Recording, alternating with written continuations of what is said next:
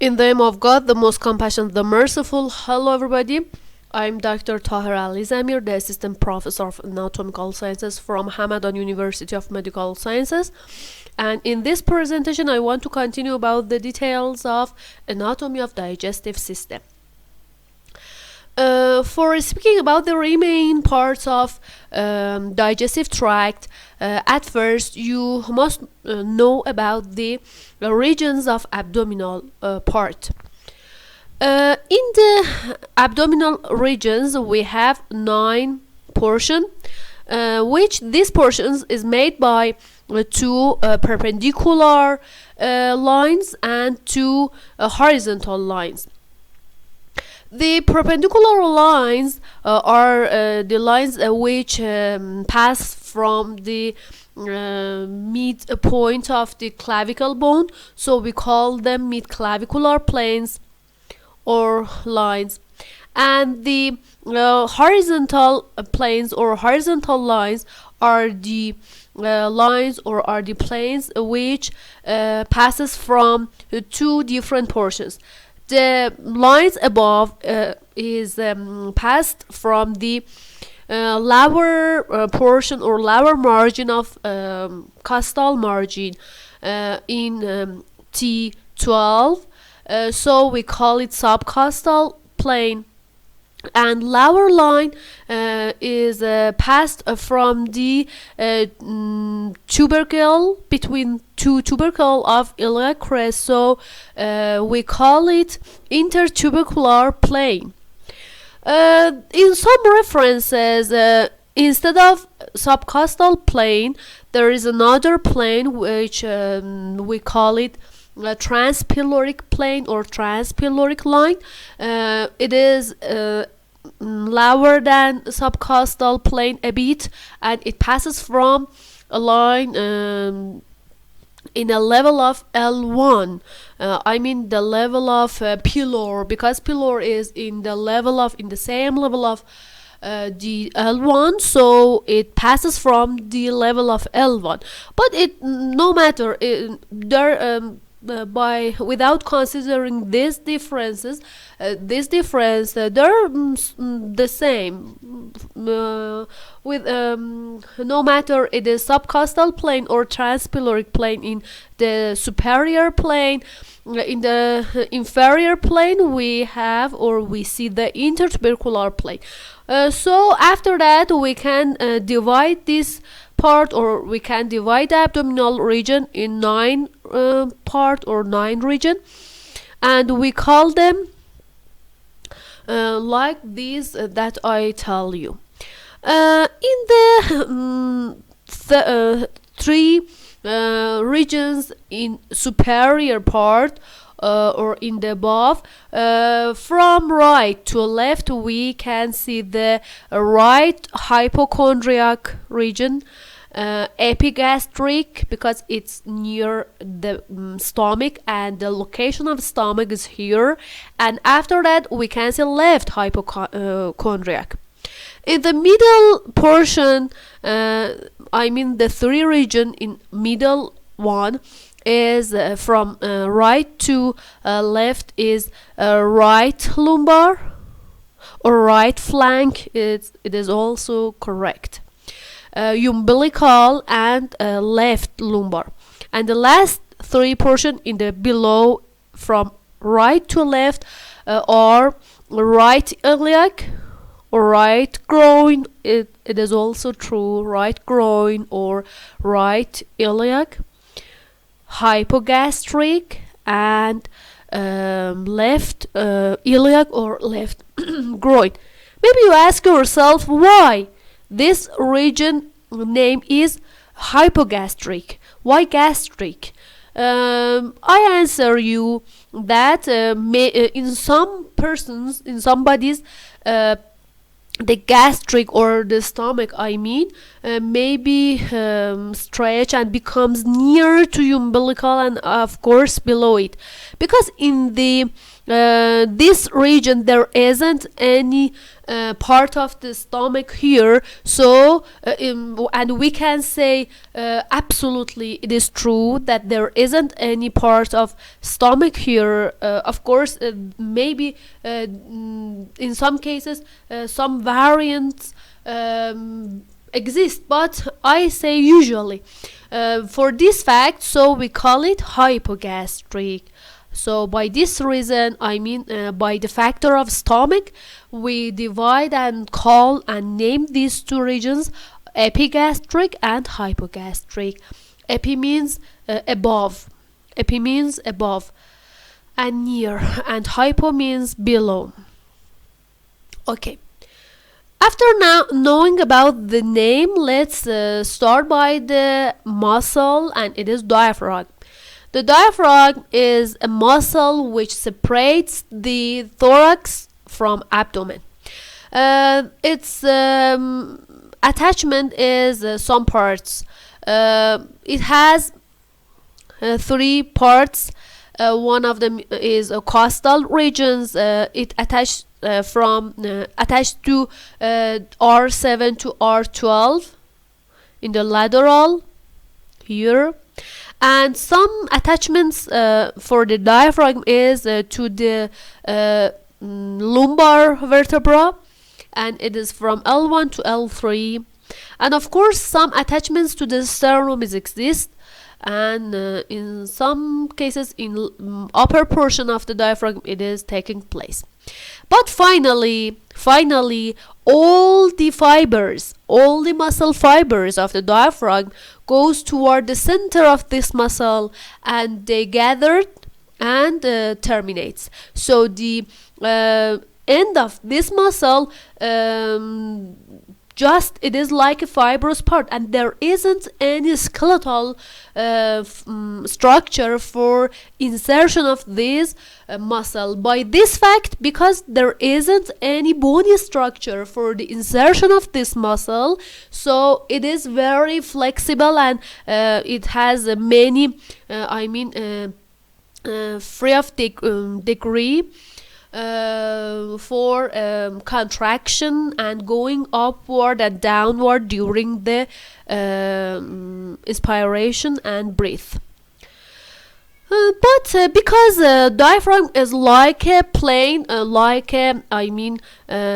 sheath that separates all the structures of thorax from abdomen. So for some structures that they want to pass from the diaphragm, we can see some foramen.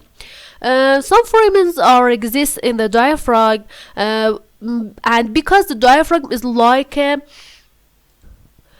hemisphere or like a pyramid, I don't know the exact name, and it has convexity. By this fact, the foramens are not in the same level, all of them. For example, the caval opening for the inferior vena cava is passed from the level of T8 here, the upper or the most upper portion of the diaphragm. Another foramen for the diaphragm is the opening for esophagus or esophageal opening in the level of T10 here, because the esophagus wants to passes from the diaphragm, so it passes from this level. And the last one is aortic opening in the level of T12 for passing the aorta and pass the aorta and goes toward the abdominal portion and lower part. These are the foramens for the diaphragm from inferior aspect. As you see, it is from inferior vena cava, it is from esophagus, and it is from aorta. Okay, after knowing about this introduction, let's start from stomach. The remain part of the digestive tract after esophagus is stomach. The stomach in anatomical divisions are divided in four portions, and it is originated from the cardiac notch. If we draw a horizontal line or horizontal plane from the cardiac notch, the remain portion of the stomach, which is remained above this line, becomes fundus. Fundus is a portion that it is a place for accumulation the gases in the stomach. After that, the remaining portion of the stomach, till changing the angle of the stomach, I mean here, I mean from this plane to this one, becomes the body of stomach. And after changing the angle and changing the direction of the stomach, we divide the remaining portions in two parts. One of them near to the body, which we call it pyloric antrum, and the other is pyloric canal. Because it is near to the pyloric orifice, and the pyloric antrum has more diameter, and it is larger than the pyloric canal. These are the different portions of the stomach, but from the histologic features, the stomach is made from four layers: adventitia, musculature layer, and of course submucosa and mucosa. These are the layers of the stomach. After the stomach, we can see the small intestine. The small intestine is made up three portions. The first one is duodenum. Here it is duodenum. It has four parts. The first one, as you see by four different colors, it was shown to you to understand better. And it has the first one part. It is the second or perpendicular one, it is the horizontal one, and it is ascending portion of the duodenum, and after that we can see the jejunum.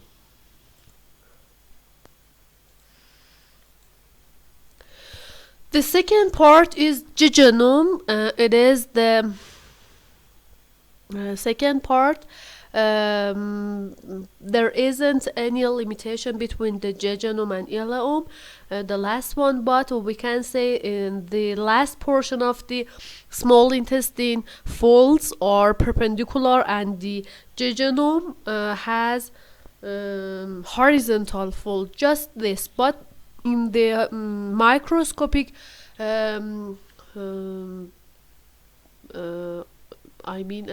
findings, we can see that there are some differences between the structure of the jejunum and ileum, but in the gross anatomy there isn't any dominant features between these two parts. After the small intestine, there is a structure behind the duodenum, and it is the pancreas. It has four parts. The first one is head, the second one is neck, and after that we can see the body, and the last portion is tail. There are another processes near to head of pancreas, and it is uncinate, and it is like a hook, and as you see between the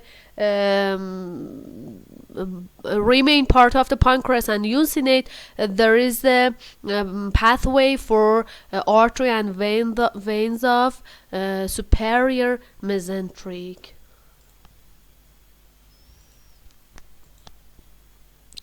You can see better about the location of the pancreas here behind the duodenum. The pancreas is has both functions for secretion, also exocrine and endocrine.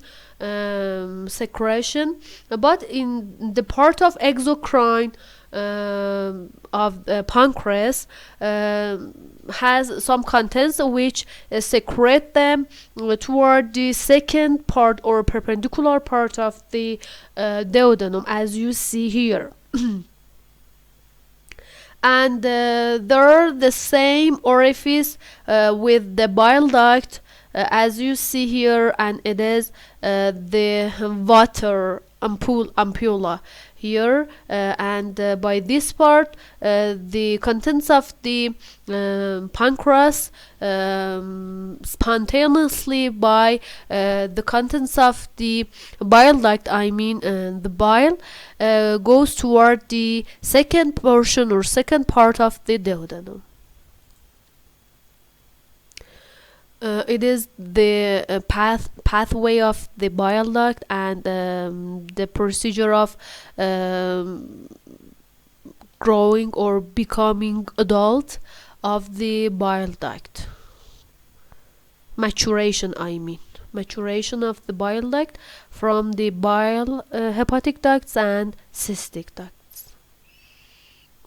As you see, for generating the bile duct, the first step is gathering the right and left hepatic duct and becomes one, which its name is common hepatic duct.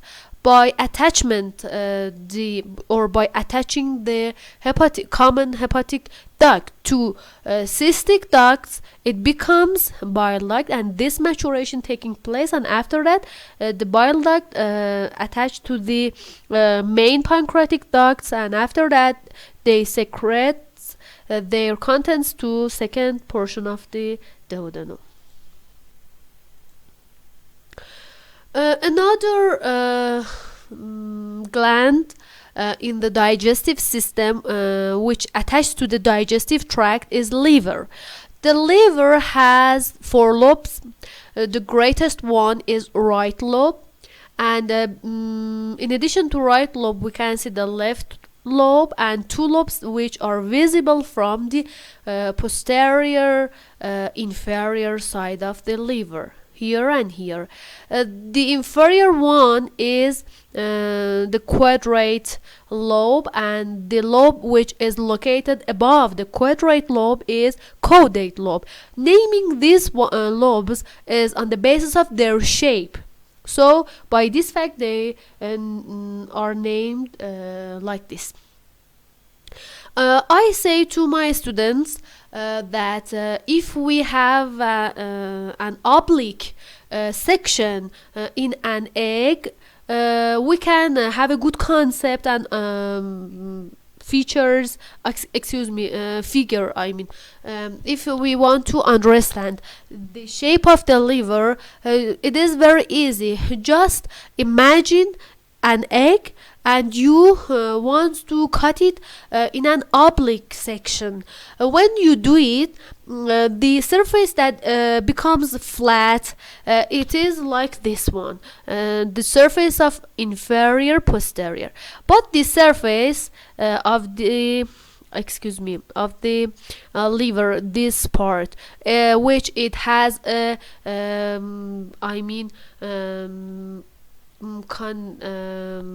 it is like a the surface that has a convection, it is like a surface of anterior and superior of liver. So it is the good concept for the shape of the liver. Near the right lobe in an inferior portion, we can see the location of the gallbladder near to the liver. You can see places which we call it the bare area, and in contrast to another portion of the liver which covered by the peritoneum, there isn't any covering here. So for this fact we call it bare area, and it is the place of liver which by this part it attached to the inferior surface of diaphragm for having a good attachment, attachment and saving itself, I mean, for safety and attachment, for having a good attachment, I mean. After the small intestine and some glands which are related to the this portion of the digestive tract, we can see the large intestine. The large intestine has some different parts. After the ileum, I mean the last portion or the terminal part of the small intestine, by the by the ileocecal, there is an orifice which its name is ileocecal orifice, which connects the or attach the small intestine to large intestine. If we draw a line or a plane in the ileocecal orifice, the remaining portions which is below this line or this plane becomes cecum, cecum or cecum. Above the cecum, here I mean, there we can see the ascending colon here, and after ascending colon, by right colic flexure, we can see changing in the direction of the large intestine, and we can see the transverse colon. After transverse colon, by left colic flexure, there is another new part in the large intestine, and it is descending colon. And after descending colon, we can see that there is the location for the sigmoid colon, and after sigmoid colon, the rectum, and finally anal canal and anus is the last portion of the digestive tract. Let's review. By the way, near the cecum there is a structure which its name is appendix, and the orifice or the I mean the first part of the appendix is stable in any body, but the tail of the appendix and the process can be different. Maybe in some person it becomes subcecum, someone becomes a retrocolic, and someone becomes retrocecum, and etc. So there are some variation between the between different person in the location of the appendix.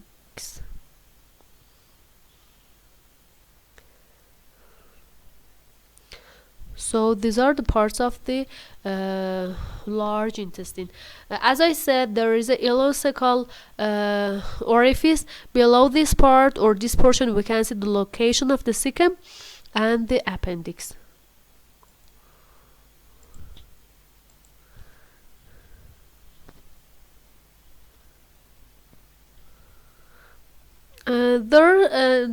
The percentage of the different conditions and situation of the appendix, and as you see, the most usual condition for the location of the appendix is a retrocecal, and it is 65%.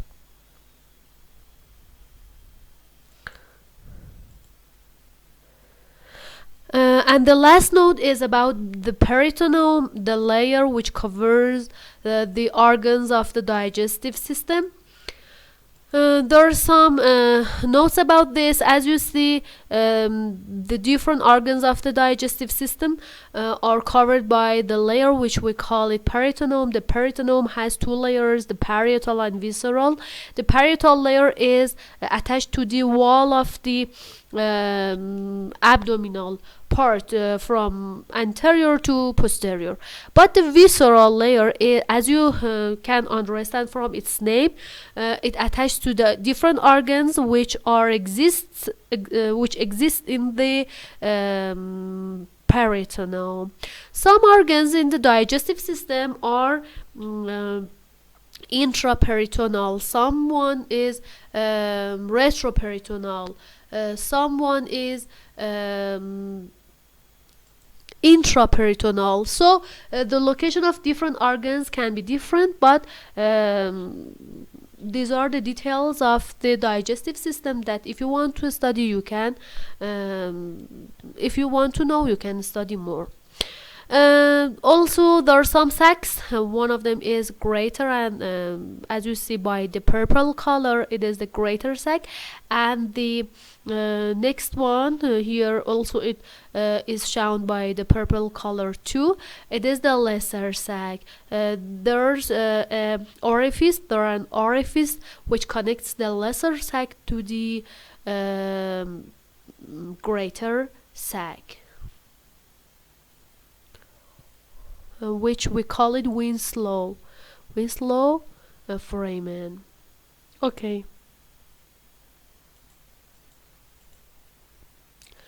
These are the omentum. These are the omentum, the lesser omentum, which connects the liver to the stomach. It is the mesentery. It is the greater omentum. It is the mesenterium, which hold the small intestine to the posterior wall of the body. Here by different sections, and it is the transverse mesocolon, which hold the transverse colon in large intestine to the posterior wall.